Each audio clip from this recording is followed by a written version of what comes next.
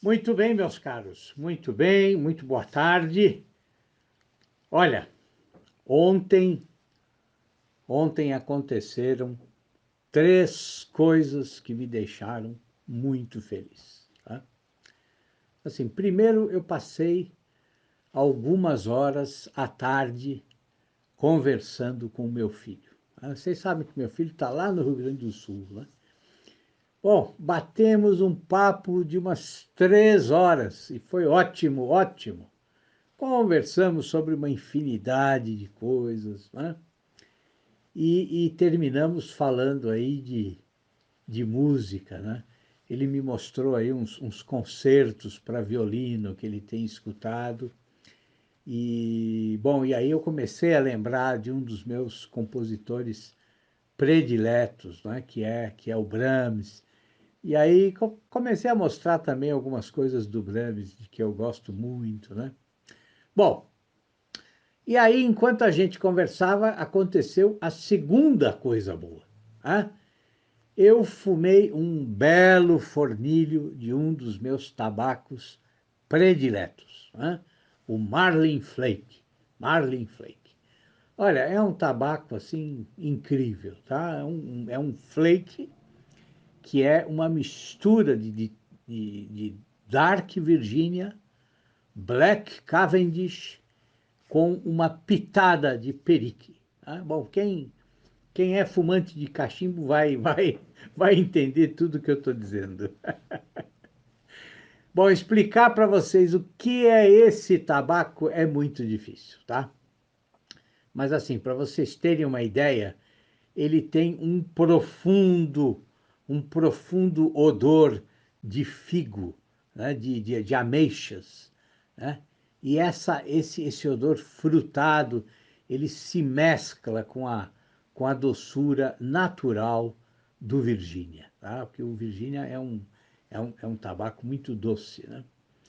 Bom, e aí então, quanto mais a fumada avança, né, essas características todas elas vão se combinando aí num sabor arredondado, suave, né? É. Bom, mas por quê? Por que que essa foi a segunda coisa boa? Né? Bom, porque foi o fim da lata de Marlin Flake. Né? Bom, e isso é ótimo, né? Porque o fim de uma lata de tabaco é um ótimo motivo para a gente abrir uma nova lata. Não é verdade? Bom, e a terceira coisa boa? A terceira coisa boa foi um comentário lá no Instagram de um ouvinte aqui do canal, né? Vocês lembram que ontem eu falei aqui sobre a necessidade de você transformar a escrita num hábito, né? Bom, e esse nosso amigo escreveu assim, lá no Instagram. Aí ele disse assim, olha, eu trabalho em uma linha de produção das 5h42 às 15 horas. Mantenho uns papéis e uma caneta no bolso. Como o meu trabalho é boçal, né? Braçal, né? Quer dizer, ele fez aí uma, uma pequena brincadeira, uma pequena autoironia, né? Então ele diz, como o meu trabalho é boçal, braçal, minha mente fica livre o dia todo. Então penso, penso e penso o dia todo. E a cada intervalo aponho em notas tudo quanto concluo relevante. Por fim, aos sábados e domingos, bem cedinho, por volta das 4 ou 5 horas, digito o material da semana. Bom, um comentário assim é fantástico, não é? Quer dizer, mostra como é possível criar uma disciplina de escrita, mesmo em situações que poderiam parecer adversas, né? Difíceis para um observador aí superficial ou desatento, né? Quer dizer, quem vê este homem trabalhando numa linha de produção, né? Aí 8, 9 horas todos os dias, né? Quer dizer, jamais pensa que ele é capaz de aproveitar o pouco tempo que ele tem disponível para escrever, né? Então, assim, esse comentário é a prova do que eu disse ontem. Quer dizer, se escrever é a sua paixão, se você realmente quer escrever, então você vai encontrar uma forma de seguir a sua paixão, a sua necessidade. Tá? Muito bem, muito bem. Mas eu disse ontem, no final do áudio, que hoje eu iria começar a entrar em alguns detalhes importantes do próprio ato de escrever. Tá? Bom, então vamos lá, vamos lá. Não, hoje ainda não vamos entrar nas questões aí, digamos que textuais, né? Ainda não, mas vamos descer a um nível de detalhamento que é importante. Tá? Bom, uma das coisas fundamentais a respeito da qual eu já falei aqui com absoluta certeza, é que você não deve ir com sede demais ao pote. Tá? O que eu quero dizer com isso? Eu quero dizer que você deve sim transformar a escrita num hábito, mas faça isso gradativamente, gradativamente. Se você não tem o hábito de escrever, se você ainda não criou esse hábito, vai ser contraproducente você tentar ficar 5 horas escrevendo todos os dias. Né? Quer dizer, você vai se cansar, o trabalho não vai fluir, você vai ficar descontente, desanimado, e é fatal que essas dificuldades todas façam você desistir. Né? Então, quer dizer, haja com inteligência. Comece trabalhando aí, né? Meia hora, 40 minutos, 1 hora no máximo, e vá aumentando a sua dedicação na medida das suas possibilidades, né? Sem cometer excessos. Tá?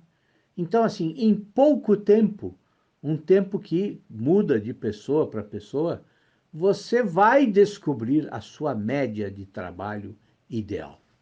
Né? Quer dizer, o importante é encontrar uma forma de trabalho que seja consistente, que tenha solidez, que se estabeleça, que se firme no seu cotidiano. Né? Quer dizer, no fundo, tudo é uma questão de você ser realista, realista, né? E o que é ser realista? É ter senso prático, é agir de acordo com o que a sua realidade permite, é adequar a sua realidade à sua necessidade de escrever. Né? Veja aí o exemplo do nosso amigo. Ele não consegue escrever todos os dias, mas a cabeça dele não para. Quer dizer, ele toma notas a todo momento. E então, quando chega o final de semana, ele exige dele mesmo uma disciplina austera, rigorosa, né? E escreve antes do amanhecer. Né? Então, o comportamento dele é o de uma pessoa que age com realismo, né? De uma pessoa que não trata a escrita de forma romântica. Né? E esse método que ele encontrou, tem um outro aspecto importante. Quer dizer, as pessoas que escrevem todos os dias, né? Claro, não digo todas, mas muitas delas, né? Têm o péssimo hábito de ficar na frente do papel em branco ou do computador, né? Esperando que surja a palavra certa. Né? Ficam lá esperando que venha a inspiração, que surja a ideia adequada, esperando que a mente ofereça, né, aquela solução incrível. Né? Mas escrever não é isso. Escrever é produzir. Tá? Então, assim, é preferível que você escreva de maneira consistente, meia hora por dia, do que passar 4 horas sonhando e mordendo o lápis. Tá? Quer dizer, escreva meia hora de forma vigorosa e gaste o restante do tempo que você tem livre fazendo algo mais útil, né? Então, por exemplo, vai ler, né? Vá alimentar a sua imaginação, né? Ou não, quer dizer, vá estudar algum tema da gramática em que você percebe que você tem dúvidas, que você tem dificuldade. Vejam, nós precisamos ser práticos, né? Nós precisamos agir e não sonhar apenas. Quer dizer, o sonho faz parte da criação literária, é claro, mas o sonho exige ação, né? Quer dizer, lembrem daquele verso do Fernando Pessoa, né? Quer dizer, Deus quer, o homem sonha, a obra nasce, né? Quer dizer, não é possível parar no sonho. Parar no sonho significa não cumprir o querer de Deus. Significa interromper o plano divino. Significa barrar a vontade divina, né? Deus quer, o homem sonha, a obra nasce, né? Então veja, quer dizer, se você encarar o ofício de escrever sob uma perspectiva eminentemente prática, né, que outro comportamento você deve ter, né? Bom, uma outra coisa que eu já disse aqui em algum momento, né? Quando você estiver escrevendo, só escreva, né? Quer dizer, não fique pensando nos limites que você acredita ter, né? Não fique pensando aí nas suas dúvidas gramaticais.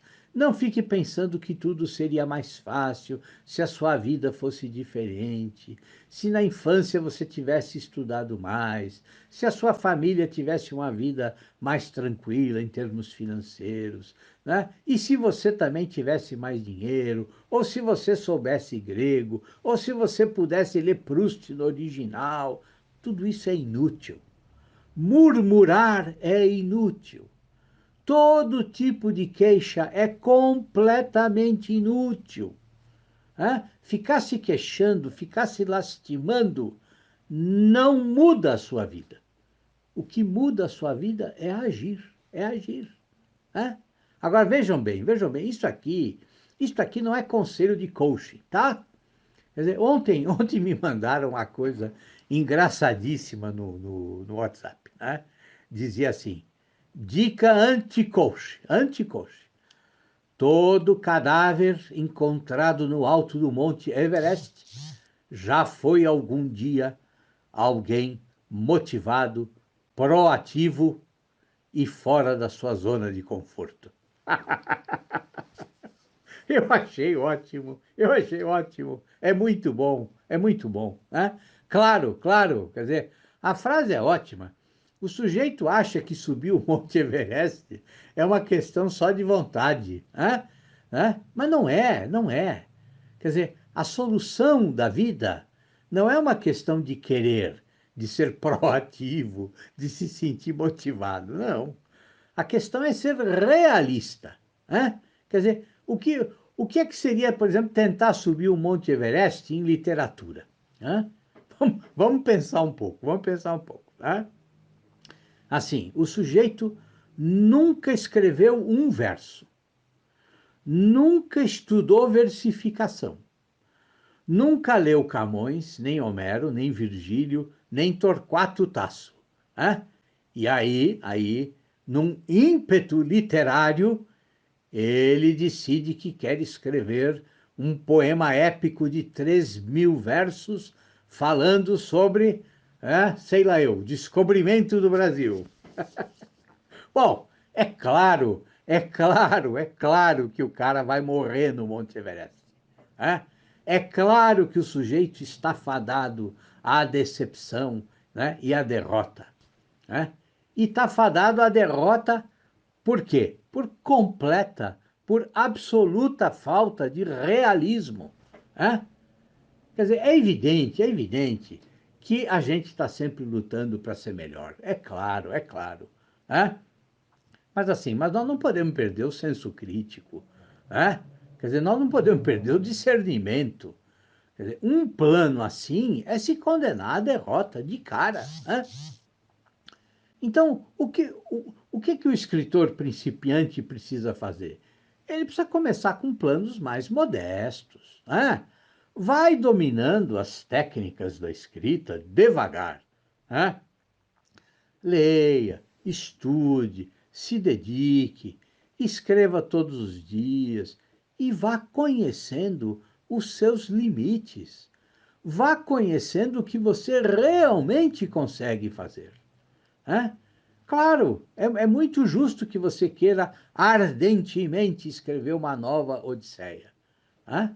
Mas assim, mas a sua realidade pode ser outra, né? Dentro de você pode estar aí esperando para aparecer, sei lá eu, um genial autor de histórias infantis, né? E aí? Quer dizer, você mata o autor de histórias infantis só por um desejo absolutamente irreal? Né? Bom, e não é só isso, né? Quer dizer, assim, é o que eu sempre digo para os meus alunos. Quer dizer, você não pode esquecer também que você é só um escritor, né? Você é só um escritor. Eu sou só um professor de escrita. Eu sou só um crítico literário, né? Nós não somos mártires que vamos morrer aí no Coliseu, tá? Ou seja, o mundo não depende de você para continuar girando, tá? Então, assim, né? Pés firmes na terra, na realidade, né? Quer dizer, autoconsciência e devagar, né? Né? Se esforçando, estudando, treinando, escrevendo, você vai, você vai se tornar um escritor. Tá certo? Bom, mas assim, os conselhos não acabam aqui, né? Hoje, então, foi o quinto conselho. No próximo áudio, vamos falar do sexto conselho para os escritores principiantes. Tá certo? Um abração, meus caros, um abração. Tudo de bom para vocês.